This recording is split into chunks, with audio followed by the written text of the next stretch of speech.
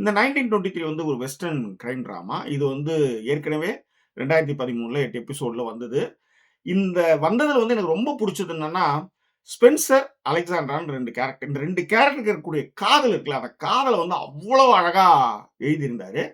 So, அதனாலே வந்து இந்த 2ண்ட் சீசனுக்காக நான் வெயிட் பண்ணியிருந்தேன். 2ண்ட் சீசன் வந்திருக்குது. ஒரு 2, 3 நாளா என்னால எந்த வேலைகளுமே செய்ய முடியல.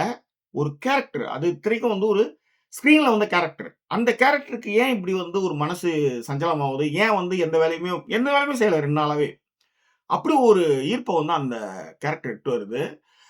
முக்கியமா அலெக்சாண்ட்ராவ வந்து ஜூலியா ஸ்கேல்பரா அவங்க நடிச்சிருக்காங்க.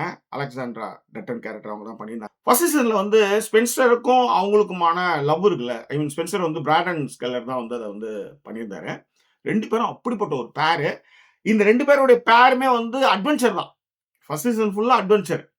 2ண்ட் சீசன்ல அப்படியே அதாவது ஃபர்ஸ்ட் சீசன் எண்ட் ஆகும்போது, "ஐய்யயோ! பாவிங்களா இப்படி விட்டு போறீங்களேடான்ற" மாரி முடிச்சிருப்பாங்க. 2ண்ட் சீசன் வந்து அவ்வளவு ஒரு இதுவா பார்த்து கடைசில உண்மையிலேயே நான் வந்து 3 நாளா எந்த வேலையும் செய்யல. எனக்கு அலெக்சாண்ட்ராவுடைய ஞாபகமாவே இருக்கு. காரணம் என்னன்னா, ஃபர்ஸ்ட் சீசன்ல வந்து அந்த பொண்ணுடைய முகம், உதடு, அழகான கழுத்து, மார்பு, தோடா கிடன்னு இந்த ஆண்களுக்கே உரித்தான ஒரு பார்வையில ஒரு பொண்ணு பார்ப்போம். உண்மையிலே அலெக்சாண்ட்ரா கூட வந்து ஸ்பென்சர் கேரக்டர் இருக்கும்போது, ஸ்பென்சர தள்ளி விட்டு நம்ம உட்கார்ற மாரியான ஒரு ஃபீல் அது குடுக்கும்.